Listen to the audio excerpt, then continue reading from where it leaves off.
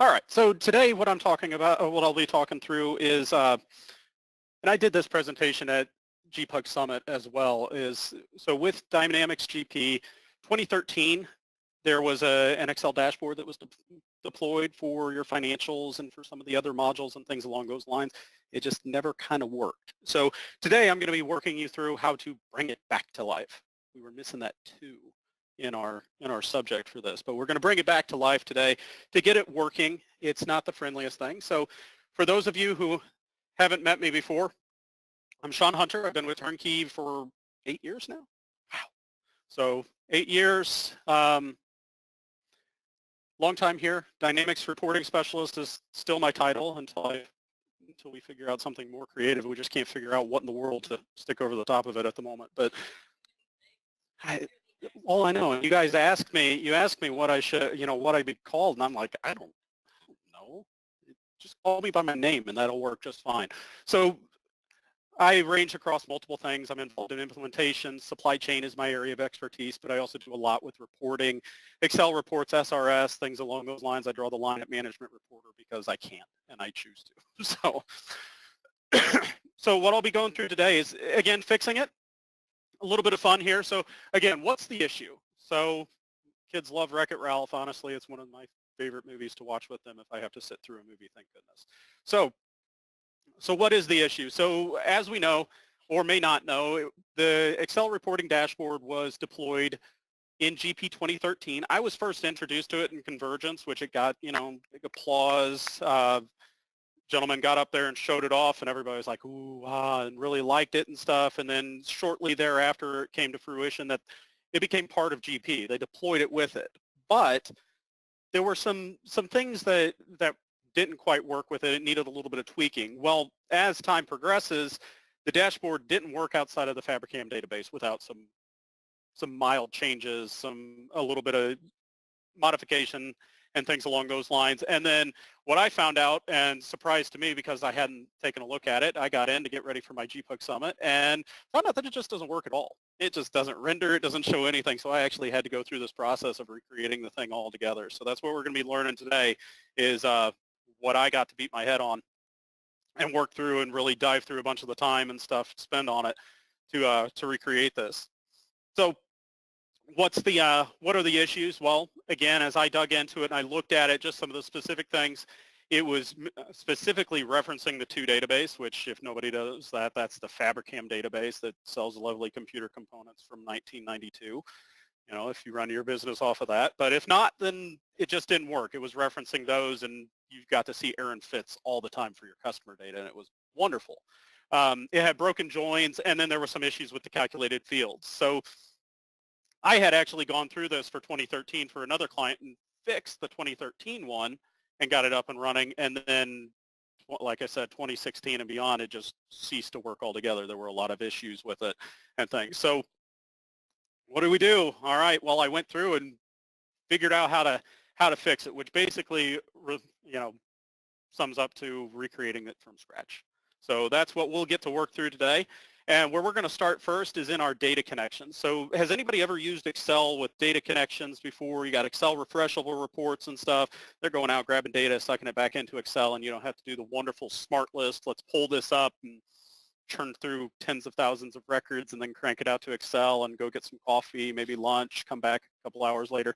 So we're going to create these data connections to the SQL database based off of the exact same premise that we had within the original one from 2013.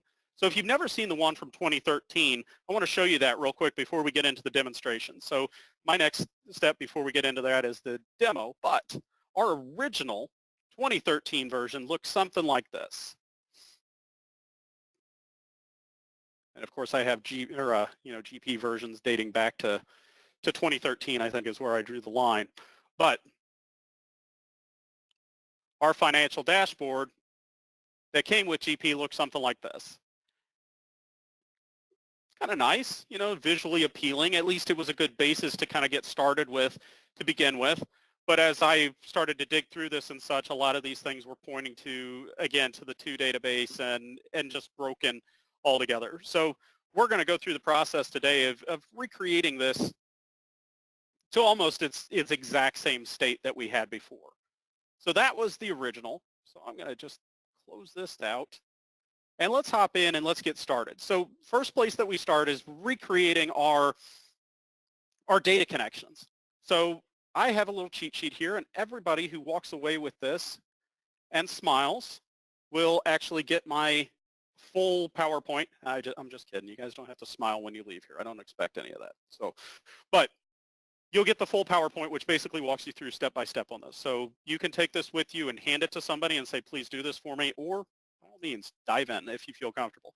So the first place we're going to do is we're going to create the account transactions view. And that's this little snippet of code here, this SQL script that I have. This could be modified to your heart's content if there's additional things that need to be added into it. But this is just my vanilla cookie cutter one that I want to throw into this. So I'm going to take that and I'm going to go in and start creating my data connections. So I'll hop into Excel, hit my data. Let's shrink that down so you can see my screen all nice. And I'm going to go up and I'm just going to create a new connection here, and I'm going to rinse and repeat this 7 times. So you're going to see this done a few times here. So from database connection, I have to know my SQL Server name. Database is a good idea to have as well.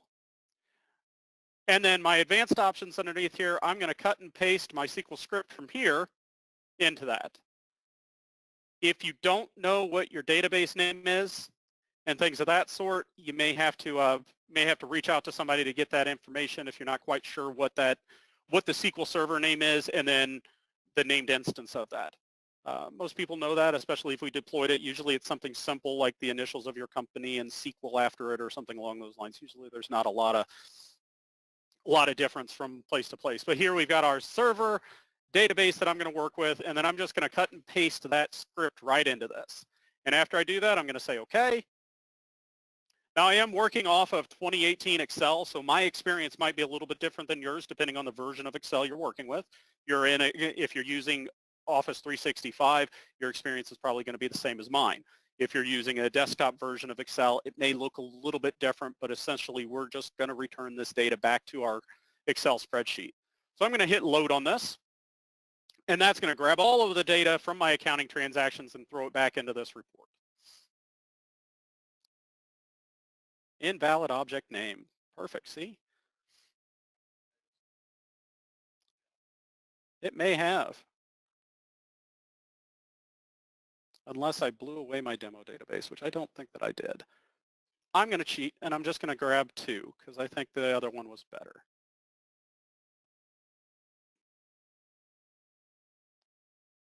So we'll work off of Fabricam data at this point, which isn't as pretty as the other one, but it still gets the point across. So my first one that came out here is my account transactions. Now, as I do these, one of the things that I like to make sure that I do as I'm working through this is I just do a little bit of house cleaning as I'm doing this, just so I don't have to come back and guess what sheet 1 through 7 are as I'm looking at this. So I'm just going to give these names as I do it. I'm going to also rename my query out here for account transactions, just, again, making my life easier as I get further down the path. So I'm going to create my account transactions. As we progress through my next steps here, we're going to create one for bank transactions, which is that little snippet of code. Again, grabbing my SQL Server computer name there, I'm going to go up, back to data, get data from database, from SQL Server database. Paste that in there. We're remembering to do the to database this time. And then I'm going to drop down, grab that script that I've thrown in here, copy, and paste, and say OK.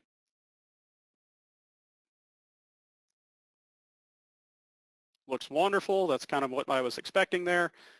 Drops in. I'm just going to call this bank accounts. Rename my query as I'm going through here. Again, because this is going to make my life so much easier later, because again, I don't have to guess.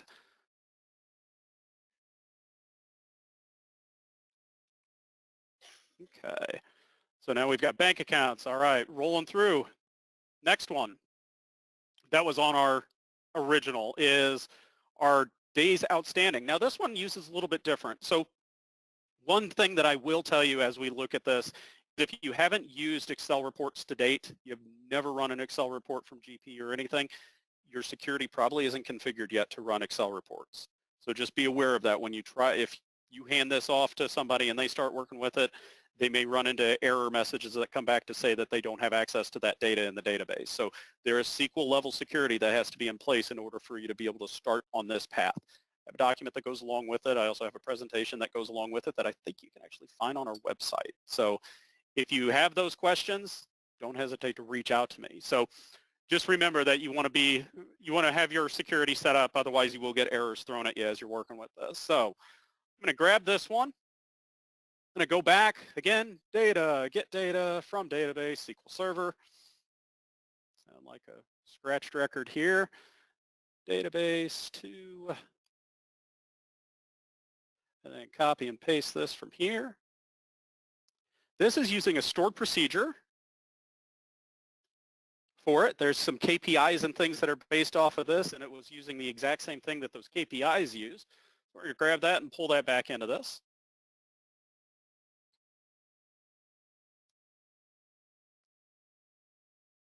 And what we're working on at the moment, there is in the original, just to show you the trick that I kind of have in mind with this as we're building this out, it'll save you a little bit of time from having to cut and paste these things. But if we look at the original that was out here, there's this ratios tab on this that basically displays all of these things like this. So I'm going to do a little bit of shortcut here. Instead of putting these each into their own sheet and then throwing them onto this, I'm going to go in and I'm going to throw those all onto the same sheet as I do this next data connection and so on. So again, I'm going to clean this up, call this ratios. I go in and I'm going to rename this.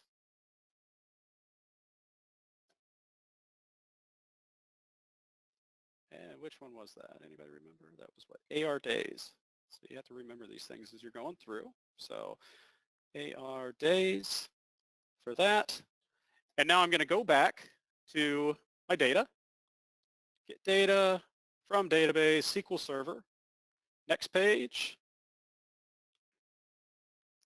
Again, working our way through this to advanced options. Now again, whether or not you choose that these things are relevant to your needs, if you just want to get everything kind of in there and then make the judgment call thereafter, you may get to the end of it and just think that none of this stuff is actually useful for your company as you look at it. So that's kind of your call, but at least it gets you, gets you up and running with what was originally intended to be out there. So in this case, I'm going to choose the load to instead of just loading it into its own sheet. There we go, existing worksheet, and I'm going to throw it to A4.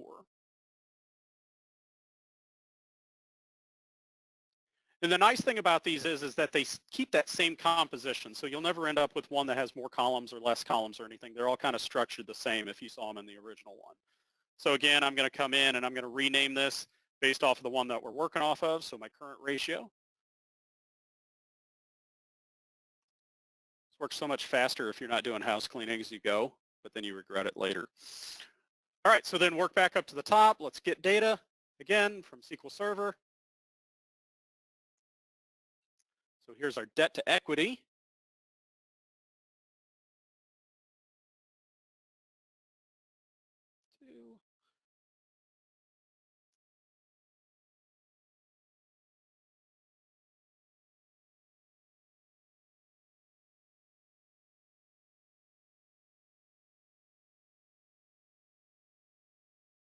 Load that too. Existing worksheet. If you accidentally throw it onto the wrong sheet or something, I'll show you here in a second with the last one that I wrap up on how you can take that and just throw it into the correct sheet if you accidentally throw it onto the wrong one. So, all right, so again, from SQL Server database, before we get onto that one, let's go ahead and rename this debt to equity. Come back up, get data from database, SQL Server. This will be our quick ratio. These, if you're curious what they show, I think there's SRS KPI reports that use these exact same ones. I think you can find them underneath the financial key performance indicators So you can get to those same ones that are out there as well. They'll show a little bit of a different graphical representation of this data.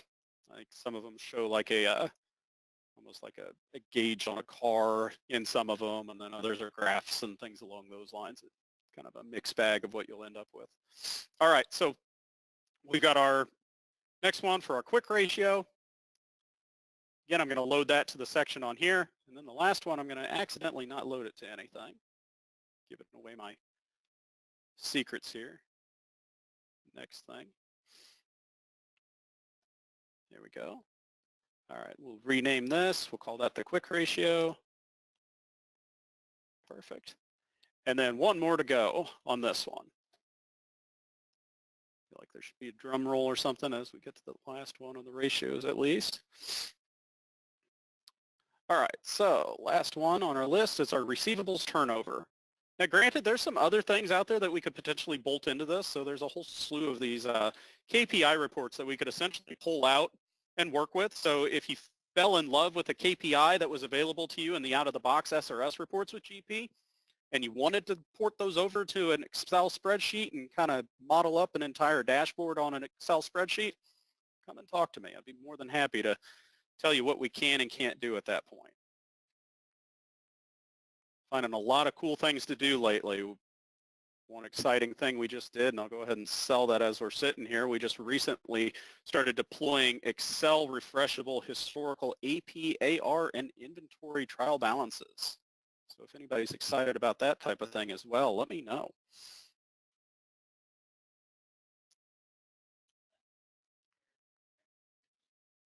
I could, yes. Feeding into Laura's presentation there, yes.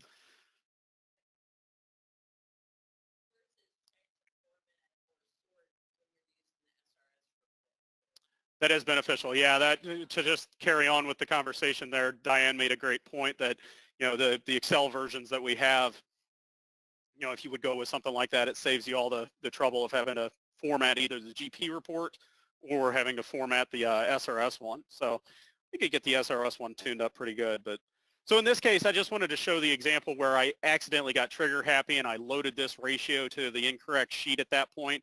Anytime that you throw a pivot table pulled off of data from SQL or whatever it may be, you can actually select that entire thing. And this is kind of my trick. I just cut and then come over and paste. And it literally should pull it over exactly as it was. So if you accidentally loaded it to the wrong one, you can cut and paste it and throw it over to get it where we wanted it to be. All right, so we've got those ratios on here. I'm going to add one little column onto this as we're looking at this, just to, again, kind of title these things. So otherwise you'll not know what in the world you're looking at. So again, we cheated on these and kind of looked at what each one of these was based off of. So you are current ratio, debt to equity, quick ratio, and last one is our AR days, or AR.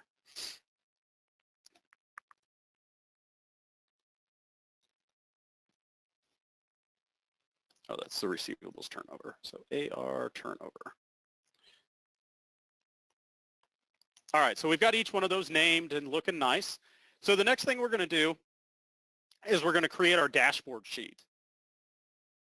So we're going to recreate the pivot tables that were on each one of the reports out there.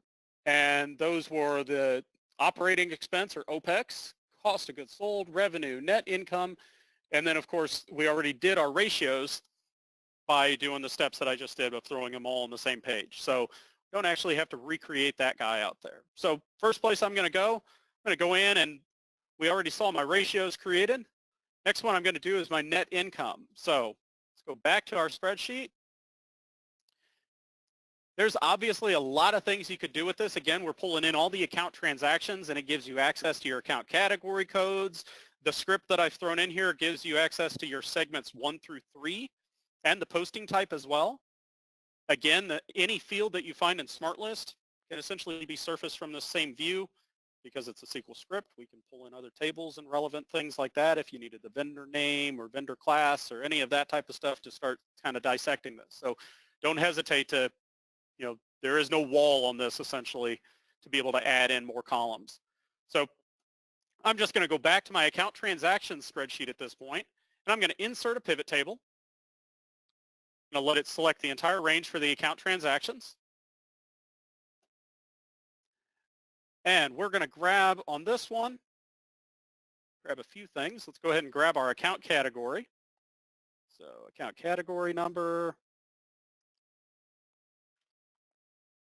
And then we'll grab our debits and credits.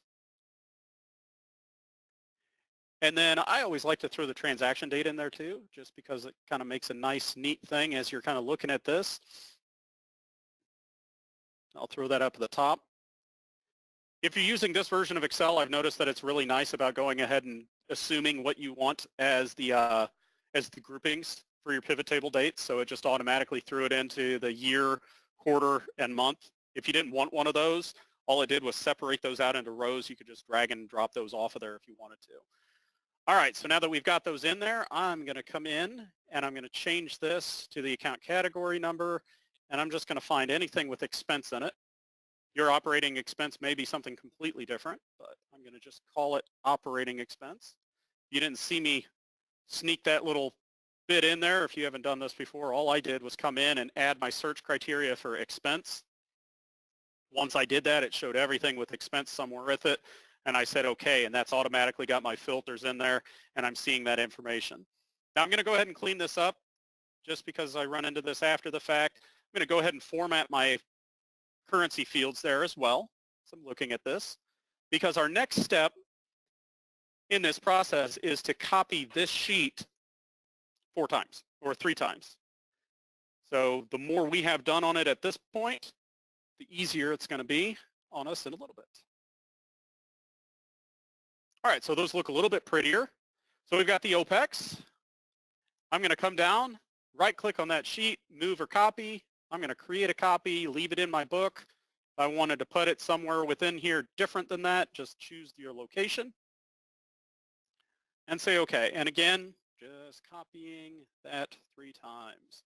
We're recreating those spreadsheets out here that we saw. So those different pivot tables. So we created the OPEX, we just did the COGS, now we're doing the revenue, and then we'll do the net income. So got that one, and then we'll do one more. Move or copy, create a copy, and throw that in as well. Okay, so now that I've got that information in for it, I'm just going to kind of drag these around, relocate them a little bit, and we'll go ahead and name these. So we'll call this net income, cost of goods. So I've created my net income, my cost of goods sold, and I'm just in the process of renaming my last one here for revenue. So I'm just going to rename this last one here for revenue and say okay.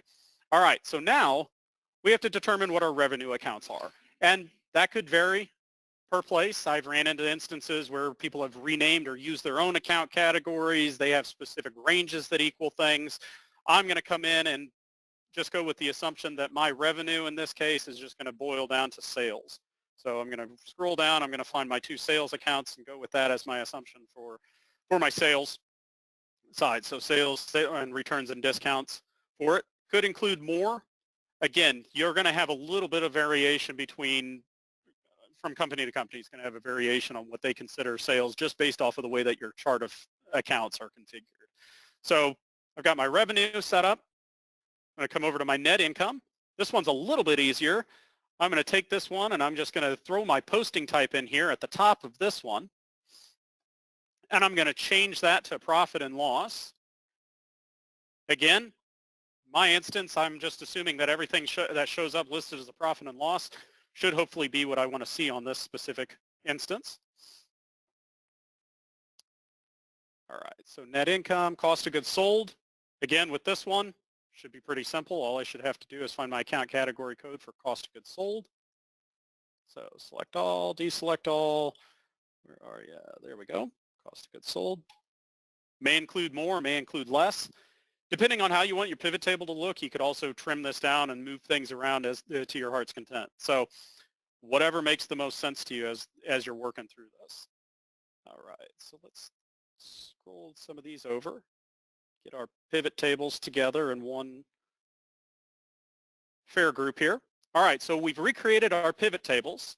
And now, the next thing we do as we're working through this is we're going to go in and start creating our additional things on the dashboard sheet. So we've recreated all our pivot tables. The original ones that were on there are ratios, net income, cost of goods sold, revenue, and OPEX, our operating expense. So the last part of this then is to create our dashboard. So I'm going to create a new sheet if I don't have a blank sheet to work with. If I do, just go ahead and rename this, and I'm just going to call this sheet dashboard.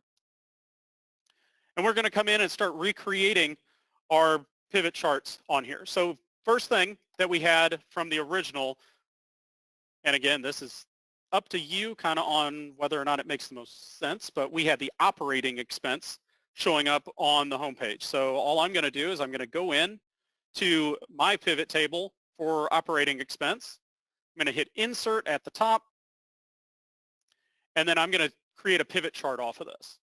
So what type of pivot chart makes sense? In this case, I like the bar graphs versus the other. And I'm going to throw that in. Well, this is awful muddy at the moment, and that's because I've just got my years and everything loaded into this as well.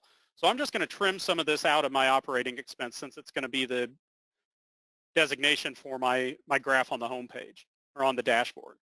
So I've got my graph here created off of my operating expense. I'm going to cut that, and I'm just going to paste it over here onto my dashboard page. So that's the easiest way to be able to do that, at least in my books. At this point, you've got the detail back on that tab, and then you've got the ability to drill into it, look at it on this page as well. So the next part that we run into is the indicator section. And that was this little structure of information that we see up here in the upper left-hand corner. I'm not going to do the little images for this one, but I am going to recreate these calculations for this on that. So to do that, we're going to come up here. We're going to designate a little bit of a section up here, and we're just going to start naming these off. So that was net sales. It was cost of goods sold.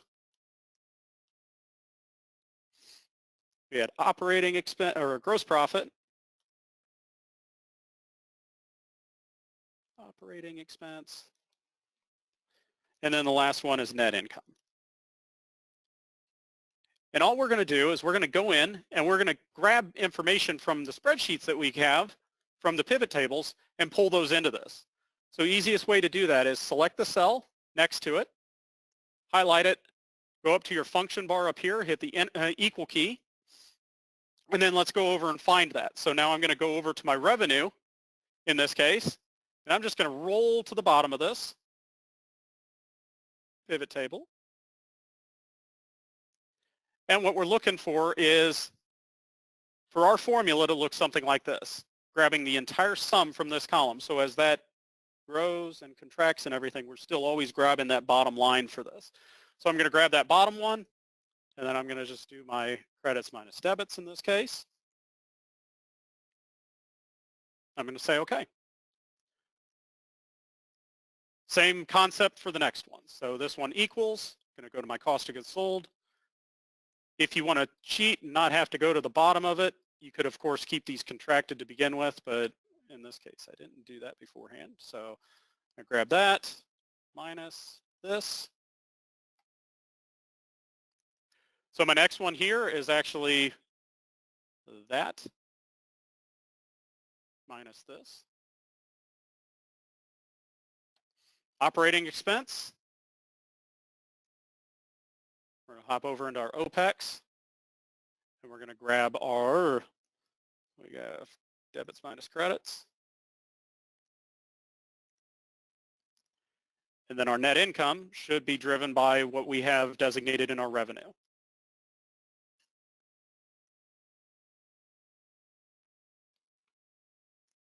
The nice thing about these formulas is as your pivot tables change and as you add things into it or take things away and stuff, our totals always point to the same thing. So it's nice the way that it works there, because as those numbers change over there, all it's doing is reading whatever the bottom line is from that pivot table.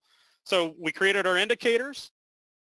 what I'm going to do now, just to get this to be the next thing that I need, is I'm going to select those columns here. And one last thing that you can do is you can name these. So we can call this, financial KPI, and we'll call this amount or indicator. And then what I'm going to do is I'm going to select the header and all the rows in there, and I'm going to choose to format that as a table. And the reason that I do this now is because one of our pivot charts is based off of this, and you can't create a pivot chart off of anything that isn't a table. So we convert it to a table. Once it's in the table, then we can go in and insert, and let's do a pie chart because everybody loves pie. So now we've got our operating expense showing us our buckets from up here, and we've got that created. So continuing on, after we've created our indicator here, now we're going to go over and we're going to create our financial ratios based off of the data that we had in the other one. So what we had is from our ratio tab, of course, you can go over here and look at that data yourself, but we can come down here and throw these into the home page to make things a little bit easier as well. So I'm going to copy my headers. I'm going to throw those down here to the bottom.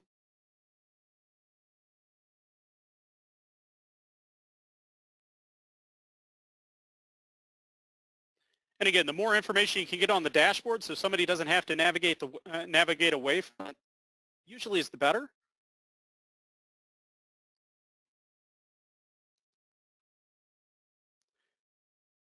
And the way that this was structured on the original one was basically giving us the current ratio, previous month's ratio,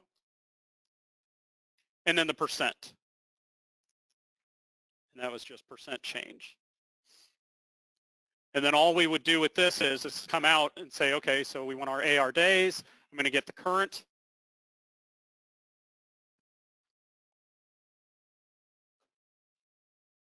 This is why I wanted to use the demo one, because nothing shows up for my ratios right at the moment because they're based on this point in time.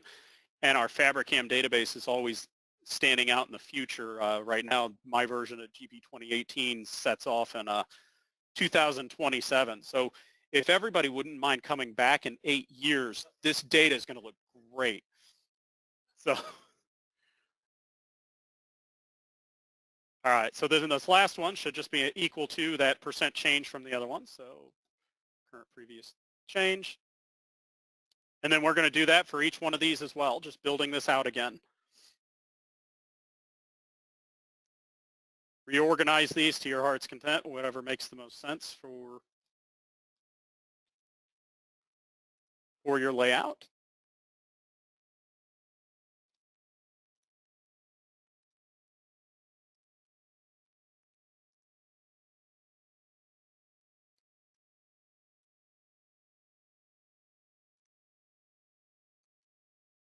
This was an interesting session to try to do in 45 minutes in front of 100 people, I think is what walked into that show. So it was a lot of fun. It was a great experience. If you haven't ever been to a GPUG Summit, highly recommend going if you can.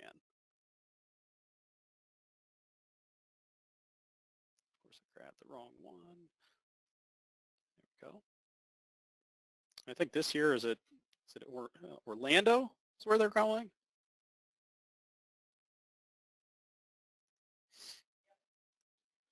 And it's kind of neat too because it used to be that it was just GPUG. It was just only showing off things for GP. But if you're in the market to look at some of the other offerings that are out there, some of the things we'll be demonstrating today with D365 or any of the other offerings, it's a fantastic place to go because they're all shared now.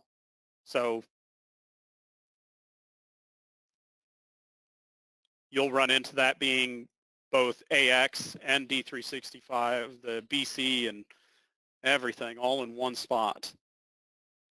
Mine was in Phoenix and they had it separated and you could go to different locations for different things and it was pretty neat. Good experience. And of course the after parties are a lot of fun too, so just don't tell people that. All right. So then our last one here for this. So close. All right. So we've got that information thrown into it. Next thing we're going to do after we do that is we're going to convert this to a table again, just to make it look nice. So I'm going to format that to a table. Again, you've got all these different colors that you can go with. We could make it obnoxious yellow or subtle green. I'm going to make this one blue just to really throw things off. All right, and then our last piece here, after we create our ratios, is then to grab our bank account balances and just throw those onto it. So I'm going to hop back into my bank accounts page that I was on a moment ago, and I'm just going to take that and I'm going to copy that checkbook balance table over to the other. So I'm going to take this, I'm going to cut, go back to my dashboard, I'm going to throw it in here. Because the way that I have that script built, it's already doing the summarization and everything for me. So I'll throw that in there. I left a little bit of a space in between there. But now we essentially have our dashboard back to where it needs to be. You know, it has the base elements that were on there to begin with. The last thing that I like to do with this is leveraging some of the new functionality that's out there in this version of Excel is I like to take this and I like to add in a timeline. So that's our next step here is adding in a timeline. If you've ever added in timelines or slicers or anything like that, a lot of benefit to doing these types of things. So I'm going to insert a timeline. So I'm going to click on the net income sheet just to give me a place to be able to start this timeline from. So on here, and then I'm going to go up and I'm going to go to Analyze underneath the pivot table tools. So just make sure that I'm clicked in here, and I'm going to go to Insert Timeline. I'm going to choose to do the transaction date at this point. If you've never seen one of these, it's a slick little tool that they've added in, which basically allows me to select a month, date range, time out here for that. And I'm just going to change this to quarters, so I get Q1, Q2, Q3 data for it. And then I'm going to take this, I'm going to cut that, and I'm going to throw it onto my page here. And I'm just going to line it up nice and neat up here at the top. Shrink it down a little bit, maybe change some of the pivot table formats after I get done with it. But the next trick that we want to do with this is, while that timeline is selected, we're going to hit Options at the top and go to Report Connections. And since I created my pivot tables off of the same data source in here, so they're all based off of that account transactions that I pulled in, this timeline can actually pull from each one of those, can basically reference each one of those pivot tables that I created out there and slice and dice them based off of the exact same date range. So I come into my report connections and I say, I want this to also, when I change the date on this, I also wanted to change the date range and the information that I'm looking for in my cost of goods sold, net income, revenue, and operating expense all at the same time. So I don't have to have a timeline on each sheet. So I'm going to say okay to that. And now that that's bolted onto each one of those, now whenever I'm changing things in here, my data is changing in each one of the spreadsheets based off of my selection. So if I wanted to look at Q2 and I roll over to my net income and my cost of goods sold, they're all pared down to what I basically threw into the first sheet out there. Now, granted, I could copy that timeline and throw it into each one of those sheets so the person didn't have to dive back and forth or something like that. But again, having that control on the front here, really nice to have. And that's, once it's built, that's it there. We did a lot of the cleanup and things that we needed to do as we went through. You can format some of these things as you work through it, get them a little bit cleaned up, but our remaining activities go into each sheet if you didn't do it at the forefront, and format, get the currencies looking nice and stuff. If you followed my instruction at the beginning, you don't have to get to the end and go, now I got to go to 5 sheets and format the account 5 times and all that fun stuff. Add colors, change layouts, go from there. What's the next thing? What next piece of information do I want to slice and dice from my account transaction data out there? How do I want to structure this? Do I want to pull in additional metrics? Do I want to pull in my vendor classes, my customer classes based off of the originating names and things of that sort? So there's a lot broader stance that you can take on this. This at least gets you on the ground and starting up on it. So other things that go hand in hand with this, like I mentioned, security is a big driver. for the Excel refreshables are not based off of GP security whatsoever. So you do have to have SQL security set up for the Windows user to access. Trick of the trade for that, if the person setting it up sets it up for an Active Directory group, that's one way to help manage that. So if he could throw every accounting person into an Active Directory AD group, that group can be added to SQL Server so that everybody shares the same thing. So you don't have to keep going in and adding people. They would add them to the accounting directory. All of a sudden they have access to these Excel reports. So it's a real good trick that I've seen used for those. After you get done with this, save a backup. As it is at this current state in the game, save a backup somewhere and then deploy it out to a shared location so everybody can get to it. And that will get you back to a financial dashboard in Excel with Dynamics GP, whatever version you're on. So any questions? I actually skipped the entire last part of the presentation. I just talked through it instead. So yes.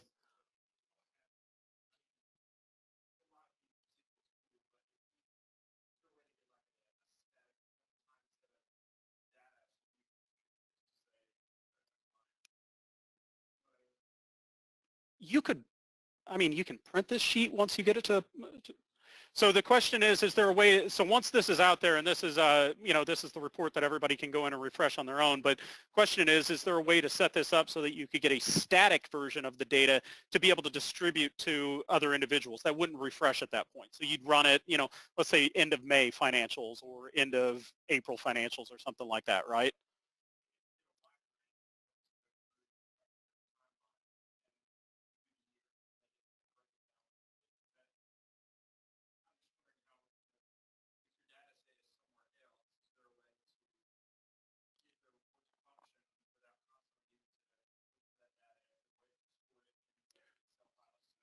It's a real good question. So is there a way to stop this from refreshing when you open it, I guess is a good thing. Because if it doesn't refresh, it's as you left it the last time that you got into it to refresh. So by default, whenever I add these, and let's just go take a look at it. So when I created these, and if I right click on this and go to properties, my data right at the moment is not set up to refresh as soon as I get into it, which is basically hitting where you want. So as soon as I hit refresh, it refreshes based off of the data that's in there. But unless I hit refresh, it's static in the way that it is, which means that I could distribute this out to users.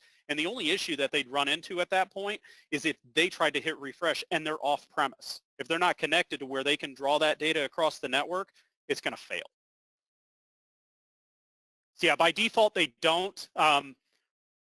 Some of the GP ones, I think, are set up to automatically refresh every time you open them because that's kind of the idea. Hey, oh, look, here's all my up-to-date data and I can run with it. But the way that we just went through it, it doesn't default it to refreshing upon opening that document.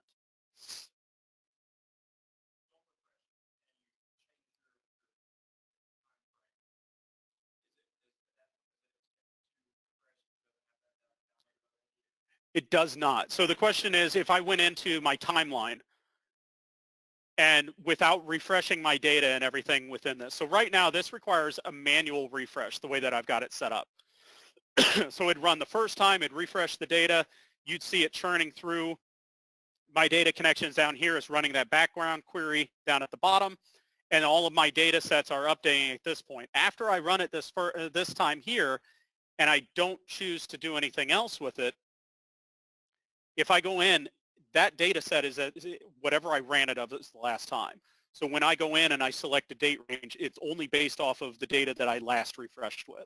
So if you went in and you ran this again and you weren't finding May transactions, it just probably hasn't been refreshed yet. Oh, you're fine. Keep going.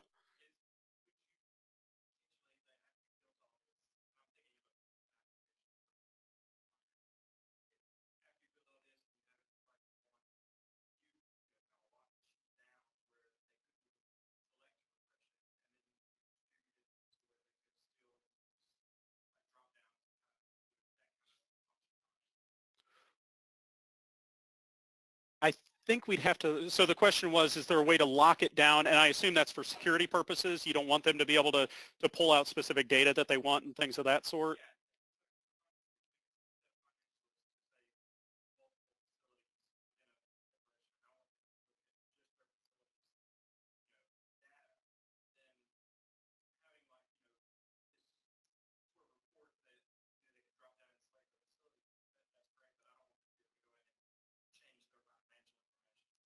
Right. Well, and so this will not have any write back capabilities. It's all a read.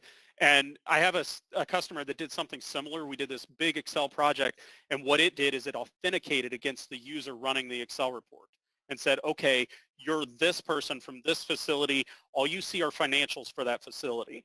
So we'd have to set up a back-end security layer to say, it's this user running the Excel report, show them this data. And then they wouldn't be able to slice and dice it off of that other information.